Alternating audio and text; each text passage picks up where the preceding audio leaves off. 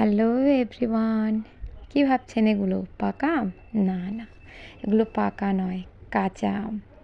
কাঁচা আম দিয়ে কী তৈরি হয়েছে সেটাই দেখাবো। খুব মজাদার একটা রেসিপি।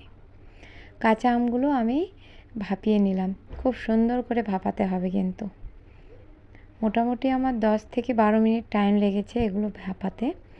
ভিতরটা যেন একদম সুন্দর করে ভাপে সিদ্ধ হয়ে যায়, সেদিকটা লক্ষ্য রাখতে হবে। শুধু উপরের গায়ের রঙটাই চেঞ্জ হলে হবে না, ভিতরটাও যেন সুন্দরভাবে একেবারে নরম হয়, সেই দিকটাও খেয়াল রাখতে হবে।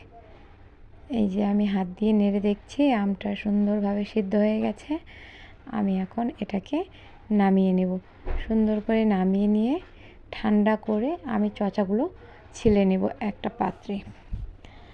আমার আমগুলো চচা ছিলা হয়ে গেছে, দেখতেই পাচ্ছেন কতটা ভালো করে সিদ্ধ হয়েছে। আমি ভিতরে যে আটিটা আছে সেটা বের করে নিচ্ছি। আটি বলেন বা কোষ বলেন, সেটাকে বের করে নিয়ে আমি এটাকে ব্লেন্ড করব। তার মধ্যে আমি দিয়ে দিচ্ছি 1 কাপ পরিমাণ চিনি। আমি এখানে ব্যবহার করব কালা মরিচ গুঁড়ো, মানে যেটাকে গোলমরিচ বলা হয়। আর আমি এটাতে দেব চিলি ফ্লেক্স, শুকনো লঙ্কা খোলায় ভাজা তারপরে গুঁড়ো করা আছে, 1 চামচ পরিমাণ দিয়েছি। আর দিয়ে দিচ্ছি লবণ।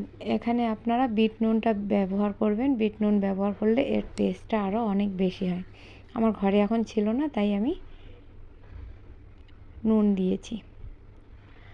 আচ্ছা, আপনারা এটা ব্লেন্ডারের সাহায্যেও ব্লেন্ড করতে পারেন, কিন্তু আমার হ্যান্ড ব্লেন্ড ছিল, আমি হ্যান্ড ব্লেন্ড দিয়েই করলাম।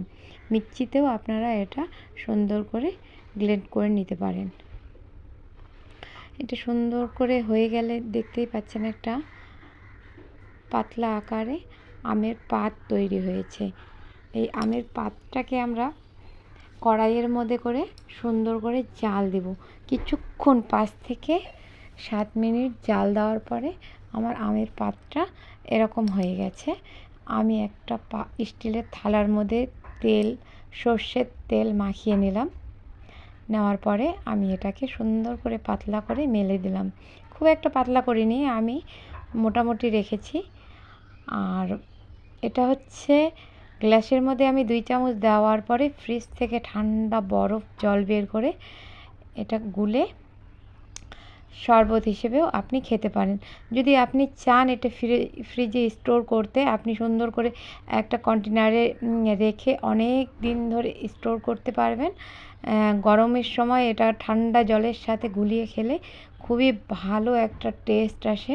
একেবারে ম্যাঙ্গো শরবত যেটাকে বলবো আমরা, আমের একদম খুব সুন্দর একটা ফ্লেভারে, খুব সুন্দর একটা টেস্টি টক মিষ্টি ঝাল ঝাল একটা শরবত, তৃষ্ণা একদম মিটিয়ে দেবে, করতে পারেন।